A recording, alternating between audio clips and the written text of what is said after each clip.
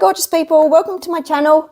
Thanks heaps for stopping by. Today I have decided to talk about where I source my images for my collages. Lots of people have asked me where I actually get my images from, what types of books they come from. And also I've actually had lots of questions from the colouring community about where I get the images for when I put the images in my colouring pages as well. So I thought I'll just go through and show you the main types of books that I hunt for when I'm in thrift shops, and also what images I like to use. So really everyone has different aesthetics when they do their artwork, but this is the type of stuff that I go for. So we'll start off with the magazines that I use. So I do use a lot of different magazines, but my absolute favourite magazines are National Geographics. I've got them from all different years. So I've got vintage ones that start 1940 all the way up to modern magazines now. I say the older they are, the better they are, because you're just going to get more unusual pictures in there. And that's what I go for. I go for that strange and weird, unusual stuff. So just for example, in this 1940 issue, the images in here are just very different than what you'll get in the magazines these days.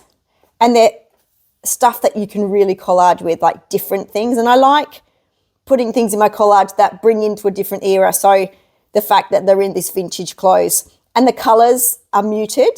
I love the colour story that they have in these National Geographics because they're such beautiful muted colours. And I also really enjoy using the black and white images as well. So the best thing about the vintage ones compared to the new ones is, so this is the new one, this is 2010. So this one here, you can see the paper is very shiny. And this old one here, it's very matte. And I much rather use the matte. It just seems to blend in with everything else, especially if you're using them for your colouring books, because your colouring books aren't gloss, your colouring books are matte. So if you want your images to actually integrate into the picture and blend into the picture, having the matte paper is a much better option. So I can spend hours on end just looking through these and finding amazing ideas.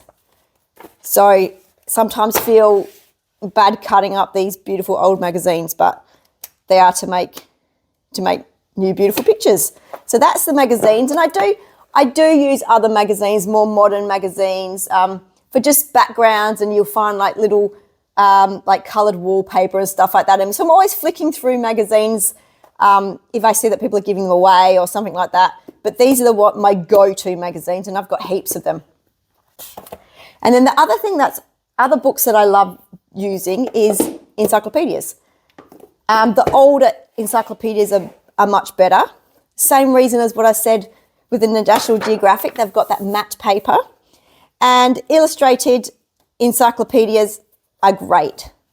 So they have, when you're looking for them in thrift shops, have a quick flip through and make sure that they've got a lot of images in and images that you can use. So something that's easily to cut around. If there's images that are all covering each other, sometimes that's a bit tricky. So you basically want these ones with the separate images that you can easily cut out and add into your work. And what year is this? So most of the encyclopedias that I've got are from the 70s or 80s. I find that they're the best ones to use. And then just another example is this one here. So Children's Nature Encyclopedia, same sort of thing. So I like photographic images, but I also really like these hand-drawn painted images. I think combining the photographic images with the hand-drawn coloured images in a collage just gives a little bit of extra impact. Always love my shelf for mushroom as well. Can't go past mushrooms, but this is a good one too. I've got quite a lot of encyclopedias. I've got a whole load of these Childcraft annuals. I think I've got the whole set.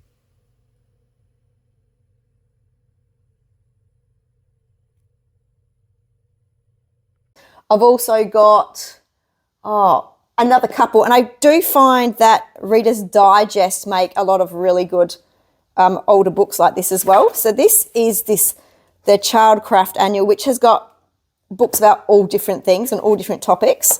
And these all have really great images in. So these have the photographic images, and then they also have just the drawn images. So these are a really good option.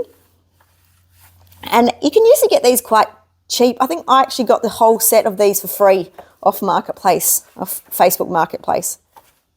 So also you'll find with the National Geographic that people will be asking a lot for them.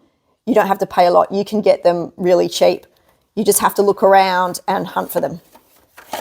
So that's those. And then the other types of books that I like are just books about a certain topic. So basically, the best thing to do when you go hunting for books is, if you just see like this book, not many people would look into this book. They think, oh, I don't really need to know about what to do in an emergency. How's that going to have pictures in there? But if you have a look through, it does. It has great pictures because it has to have demonstration pictures. So you've just got to be looking for things like these. You can use these in lots of your collages. People dragging people. You can put other heads on them. You can put animal heads on them. I've done one like this in one of my collages where I've put a head of a wolf and then also a head of a monkey, and it looks like someone has murdered the monkey. The wolf's murdered the monkey and it's dragging it, and I've put a car and it's back to its car.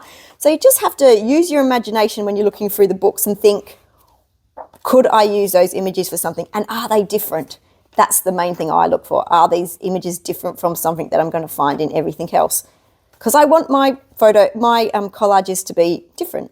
So even ropes, you can use ropes. There's so many things in this little book that I can use. So there's that one. So that's the one about emergency. And then this is one of my favorite ones. What do you know?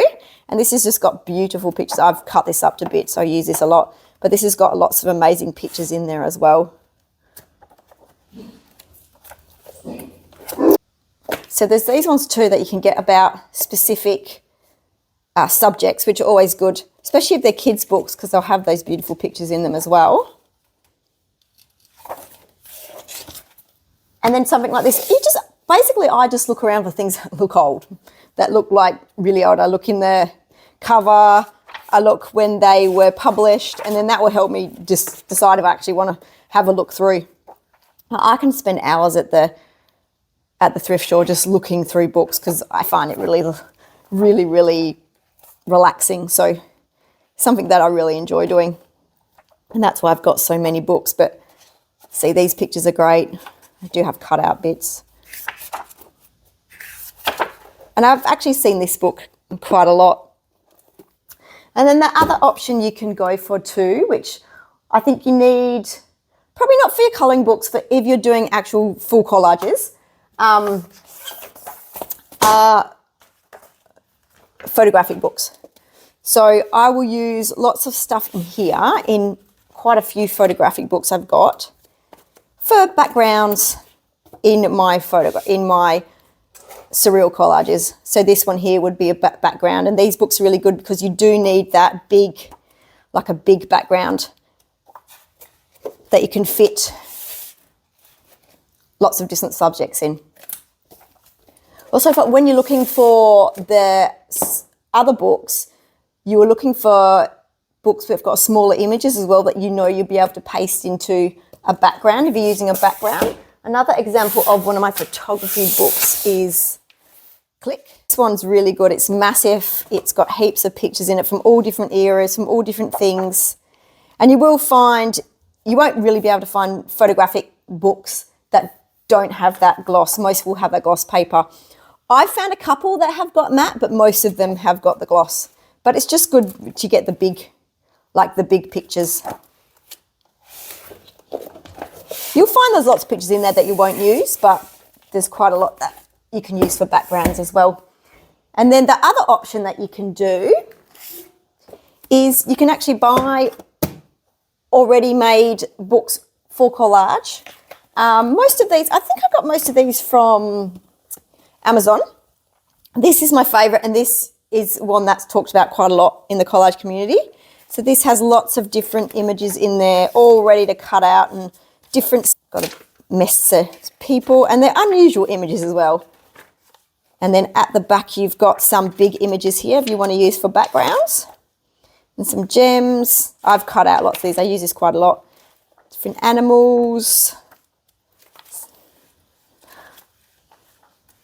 Leaves.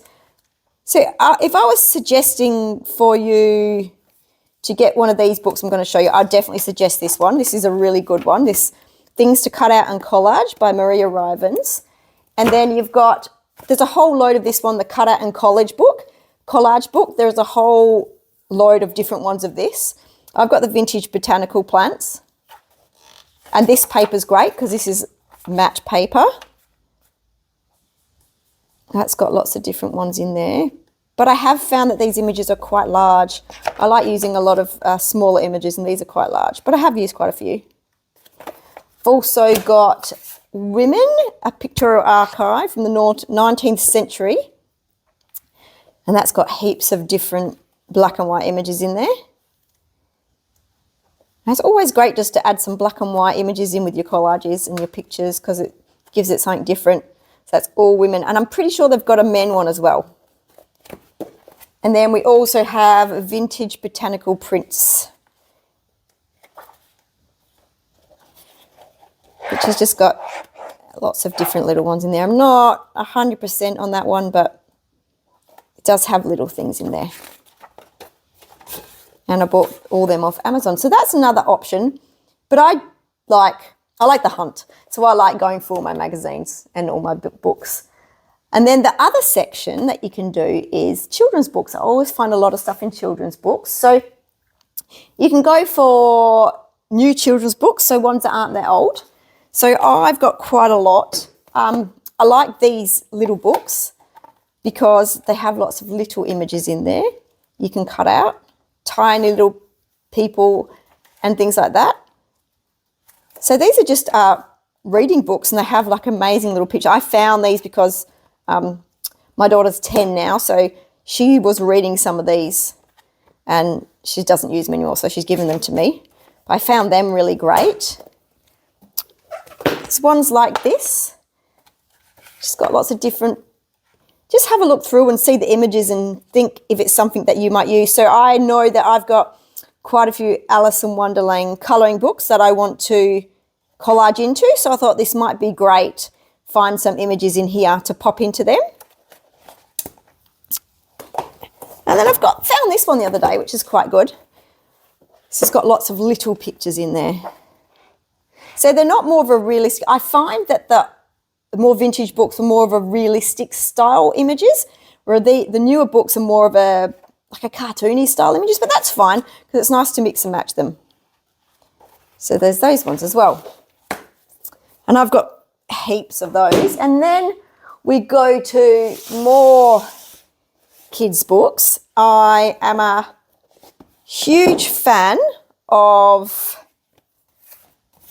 the little golden books, but only the super old ones. So I don't think this one's super old. I think it's a remake, but that's fine because the paper's nice and matte in these books. But I do like the older images. I've got quite a few of these. You will find that people do ask a lot of money for some of these, cut them up, but it's got really beautiful little pictures in there. I love these kids, and I love how the parents are painted. I really like these old ones.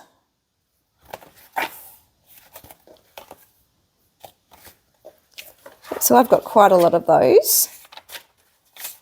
You just have to remember, basically, the older the books are, the crappier the paper is going to be. So that's fine. You just have to be super careful when cutting, when gluing and stuff like that.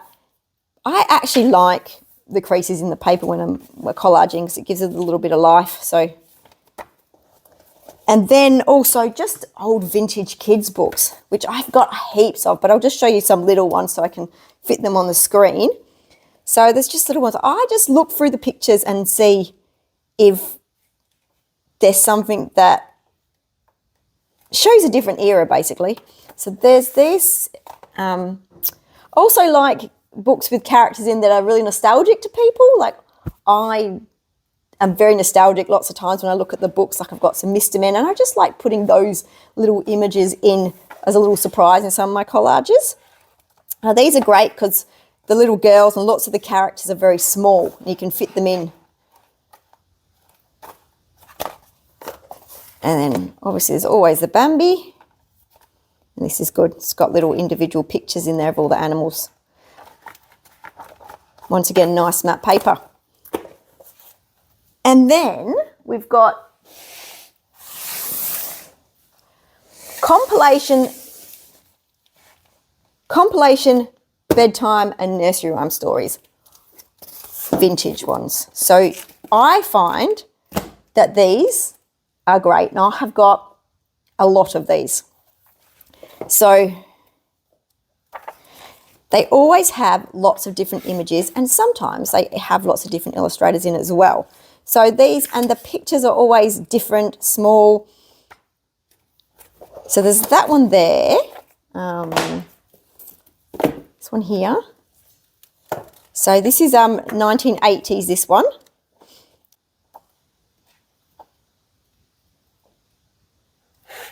You just look through them for hours. There's such great things in here.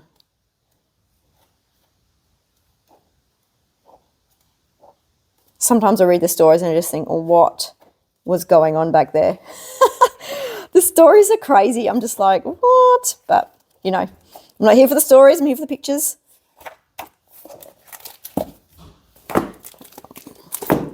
Storytime Treasury. These are great. I like these ones. See, once again, that muted colours that I really like.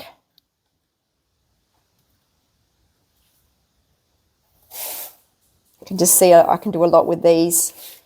Even these little people just looking up, you can add them into your pictures.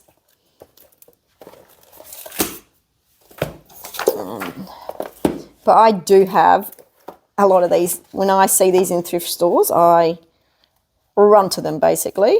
I just love them. And you will find, well, I do find that some thrift shops will put the price up when they think they're vintage.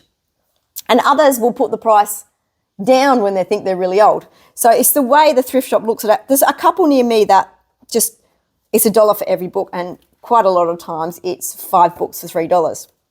So that's amazing, and they don't care what type of book it is. So I go there a lot and get a lot of my books. And then I just want to show you this last book here, which is literally one of my absolute favourites. And because the pictures are perfectly sized and about everything. They're just about all different things. And they're perfectly sized to put in pictures. Perfectly sized to put in your pictures. The people, and it's so amazing because there's people and kids doing all these different things.